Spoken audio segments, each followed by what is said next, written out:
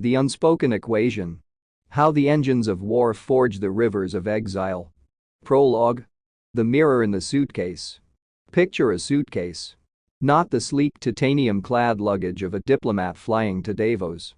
Picture a cardboard box, taped shut with desperation, carried by a child whose shoes have two different soles.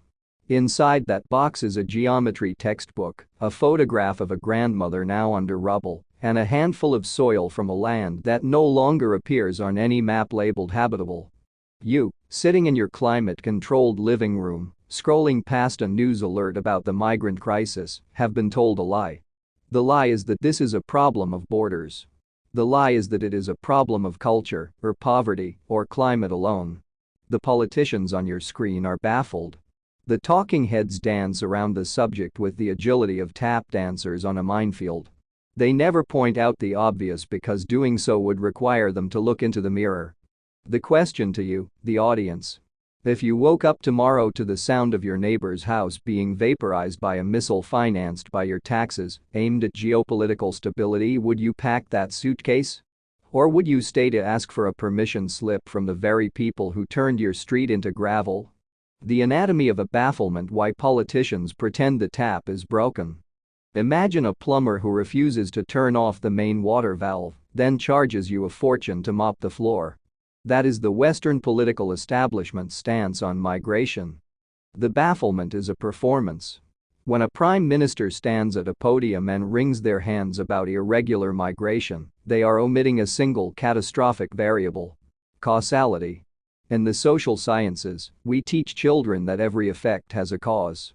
Yet, when millions of humans move across continents, the political class behaves as if these people are migratory birds who have suddenly lost their internal compass. Let us analyze the data that the talk shows refuse to graph. 1. The Syrian collapse, 2011-present. Before the Arab Spring, Syria was a middle-income country. It hosted cities like Aleppo, a UNESCO World Heritage Site, and a functioning economic hub. After a decade of proxy warfare, funded, armed, and strategized by external powers seeking regional influence, not liberation, Aleppo became a synonym for apocalyptic rubble. The result? 6.8 million Syrians fled abroad. 6.8 million human beings. Not a wave. A nation. 2. The Libyan hellscape, 2011. NATO's intervention, sold as a humanitarian necessity to protect civilians from Gaddafi, did not lead to democracy. It led to open-air slave markets. The result? A massive transit route of desperation across the Mediterranean. 3. Ukraine, 2022-present. The most recent, raw example. Over 6 million Ukrainians fled to Europe. Not because they hate their culture, but because their apartment blocks no longer exist. The investigative revelation. There is a direct, linear, 1:1 correlation between military action, kinetic operations, and refugee flows. You bomb a factory, you create an unemployed engineer. You besiege a hospital, you create a dying child's parent. You destroy a water treatment plant, you create a family dying of cholera who must walk to the next continent to find a toilet. Politicians claim to be baffled by the root causes. They are not baffled. They are complicit in censorship. To admit that war creates refugees is to admit that the military-industrial complex is a refugee-generating machine. Think of the most expensive weapon system your country owns. An aircraft carrier costs $13 billion. For that price, you could rebuild the entire water and power grid of a destroyed Syrian city. Which action prevents refugees? The carrier creates them. The grid houses them. Why choose the carrier? Question for you, the audience. Given that every major refugee crisis of the last 20 years has followed, within months, a major military intervention by a global power, why do you accept the media's framing of migration as a mystery rather than a predictable consequence? Divide and conquer the ancient engine of modern exodus. You have seen the video. A tribal elder in a dusty village holds up an AK-47 made in a factory that shares a postal code with your pension fund. He is firing it at a neighbor he spoke to yesterday. How did they become enemies? Usually, by design. The Roman Empire understood it. The British Empire perfected it. The modern geopolitical order has turned it into an algorithm. Divide and conquer. I have reviewed declassified cables from the Cold War to the present day. The pattern is fractal. When a country has resources, lithium in Congo, oil in Iraq, gas in Libya, rare earth minerals in Ukraine, the great powers do not invade directly anymore. That is costly. Instead, they destabilize. They fund faction A against faction B. They arm the rebels. They draw lines on maps that ignore ethnic realities. Case study: the Democratic Republic of Congo. The richest land on earth in terms of mineral wealth. Cobalt for your smartphone. Coltan for your laptop. For 3 decades, a low-boil war has raged. Militias backed by neighbors, backed by multinational interests. The result? Over 5 million dead, the deadliest conflict since World War II, and over 1 million internally displaced. Does anyone ask why a Congolese father walks 1,000 miles to Europe? Because his mine was taken by a warlord who sells the cobalt to a company that sells to you. He didn't leave for a better life. He left because his life was actively extinguished by your demand for resources, facilitated by strategic chaos. The psychology of ruin. The talking heads say they are coming for economic reasons. No. They are coming because rubble does not have a zip code. Maslow's hierarchy of needs is not a metaphor. If the bottom of the pyramid, safety, shelter, water, is blown to pieces, the human animal moves. It is not a choice. It is a reflex. When you hear conflict minerals, you think of a shiny diamond. Think of a brick. A brick from your former bedroom. When a city is turned to debris, ashes, and rubble, as you so accurately put it, the soil itself becomes toxic physically with depleted uranium, psychologically with trauma. Would you plant a garden there? Would you raise a child there?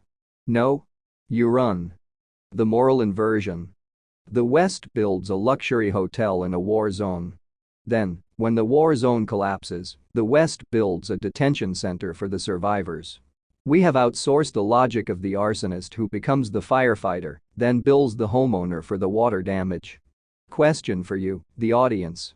If your government stopped selling weapons to both sides of a civil war tomorrow, and instead poured that subsidy into a peace dividend that rebuilt the infrastructure of a shattered nation, how would the migration flow from that nation change within 18 months?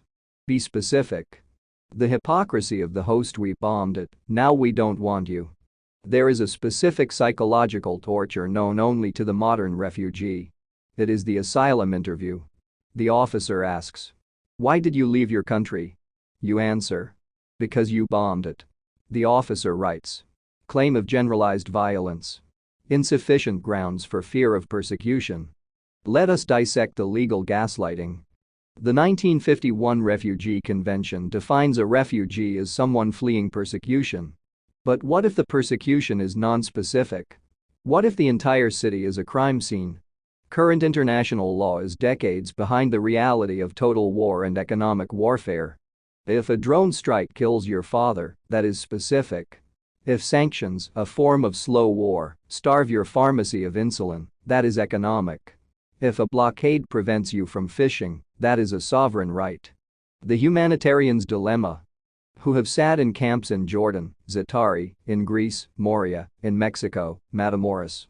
Every single person asked had a specific story. Not one said, "I love flying in rubber boats." They said, "The silos were hit. The dam was opened. The factory was shelled on a Tuesday." We ask them, "Why don't you stay and fight?" We never ask ourselves, "Why did we sell the bombs?" The rich man's game. You mentioned the rich. Let us be precise. The Boeing shareholders. The Raytheon board. The Lockheed Martin executives. These are not abstract villains. They are people whose wealth is directly proportional to the amount of debris produced globally. When a Hellfire missile turns a wedding party into a statistic, the stock price ticks up. Do they care about the refugees in the boat? No. The boat is a negative externality. The rich have golden visas. They have second homes in New Zealand. They do not queue for asylum. Imagine if the Geneva Convention were enforced like a traffic law. If a general is personally liable for every refugee his campaign creates and must house them in his own backyard, how long would that war last? 10 minutes? 60 seconds? Question for you, the audience. If you discovered that your pension fund or mutual fund invests in the top 5 defense contractors currently active in a conflict zone that is producing the refugees you see on the news, would you demand divestment? Or is the 8% annual return worth the human river? The solution is an inversion, stopping the carnage to stop the caravans. We have spent $2 trillion on the war on terror. We have produced 38 million refugees. If we had spent the $2 trillion on solar panels, desalination plants, and agricultural co-ops, would there be anyone left to terrorize? No. They would be too busy charging their phones and irrigating their farms. The solution is so simple that it infuriates the powerful. It is 2 sentences long.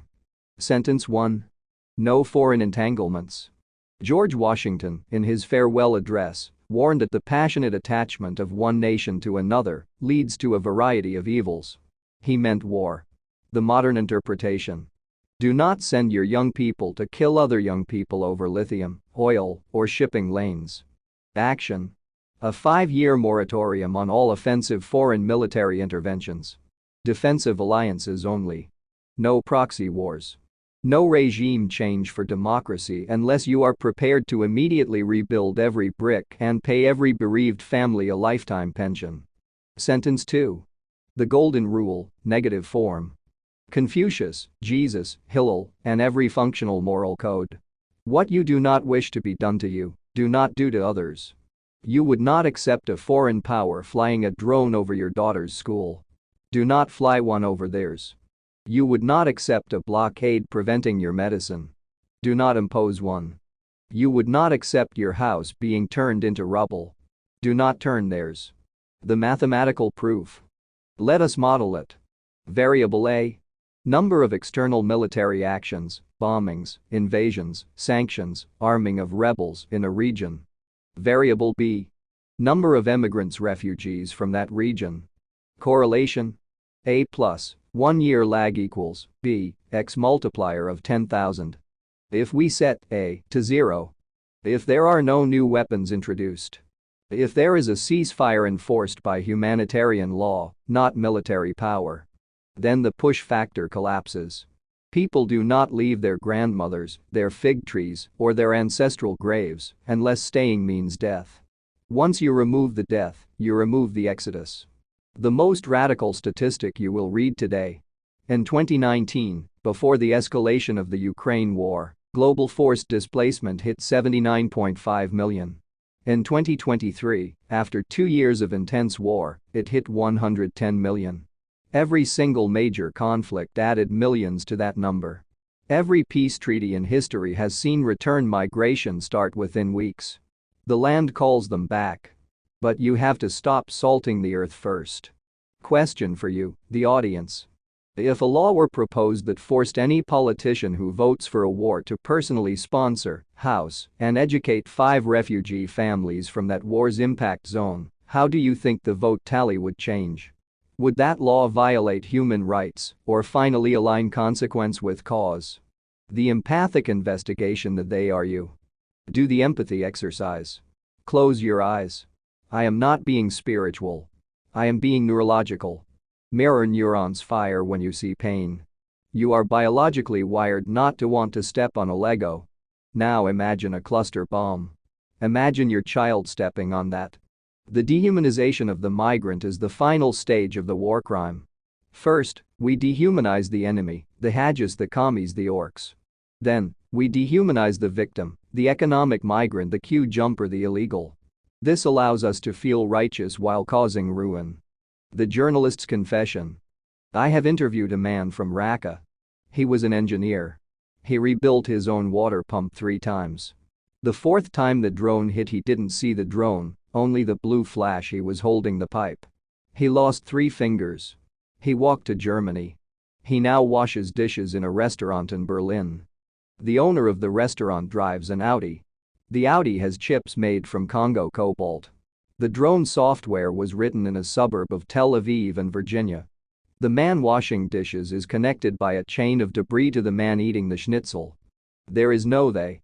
There is only a broken feedback loop. Stop the carnage. What does stop the carnage look like in practice? 1. Embargo on embargoes. Sanctions kill silently. They are at war without bombs. Stop them. Engage in trade, not blockade. 2. The peace bonds. Redirect 10% of any military budget to a global reconstruction fund. If the US spends $800 billion on defense, $80 billion goes to rebuilding whatever the bombs broke last year. 3. Asylum on the runway. If you bomb a country, you must open a visa-free corridor for its citizens immediately. You broke it. You buy the ticket. The most dangerous question you can ask a general. What did you build today? They will have no answer. The soldier builds graves. The farmer builds tables. We need to stop rewarding the architects of rubble. Engaging question for you, the audience. Look around your room. Identify 3 objects. A phone, a battery, a piece of jewelry. Trace their supply chains. Is there a conflict zone or a refugee camp attached to any of those origins? If yes, whose responsibility is it to break that chain, yours, the corporations, or the states? Conclusion and the call to action. You have heard my presentation points. You have followed the debris from the crater to the camp to the detention center. You know now that the migration crisis is not a crisis of movement. It is a crisis of stability theft. The rich and the powerful stole the stability of the global south, and when the people walk north to ask for it back, they are met with barbed wire. The call to action. I am not asking you to raise awareness. Awareness is the abolition of the passive. I am asking you to become a verifier of non-violence. 1. Audit your leaders. Every time a politician says we must secure our borders, ask them. How many borders did your policies dissolve with bombs last year? Force the causal link. Do not let them baffle you. 2. Divest from destruction. Check your bank, your 401k, your insurance. If they fund defense conglomerates that operate in active war zones, move your money. It is a 15-minute online form. Those 15 minutes are the most pacifist action you can take. 3. Sponsor, don't detain. If you have a spare room, or a skill, or a voice, use it to welcome one family. The counter-narrative to divide and conquer is host and heal. One integration is 1,000 defeats of the war machine. 4. Vote the golden rule. No candidate gets your vote unless they sign a pledge. I will not authorize military force for resource acquisition or regime change. I will apply do not do unto others as my foreign policy compass. Food for thought. To be consumed slowly, in silence, over a cold glass of principle. You are listening to this video. You are likely warm. You are likely fed. You have not been shelled today. That is not because you are virtuous. That is a lottery of geography. Now consider the immigration problem. Politicians wring their hands. They build walls. They pass laws. They never say the quiet part out loud. We cannot stop the refugees because we cannot stop the war. We cannot stop the war because the war makes us rich. Therefore, the refugees are not a bug in the system. The refugees are the system's exhaust pipe. Here is the knife-edge question, the one that will keep you awake. If tomorrow, every foreign entanglement ceased, every drone landed, every sanction lifted, every proxy army was told to go home, and the world suddenly had no new refugees, would the arms manufacturers file for bankruptcy? Would the news networks lose their most dramatic footage? Would the politician lose his scapegoat? And the final, terrible corollary? If stopping the carnage solves the immigration problem, but stopping the carnage collapses a trillion-dollar global industry, then who is the real illegal alien? The one crossing the river, or the one poisoning the water upstream while selling you the filter? End of my presentation. The logic is sound. The call is urgent. The walls are not. Act. Please tell me what you think and how you feel about this issue. Analyze it, brainstorm it, debate it, and if you like it, please share it. Thank you for watching. I truly and highly appreciate you, and God bless you.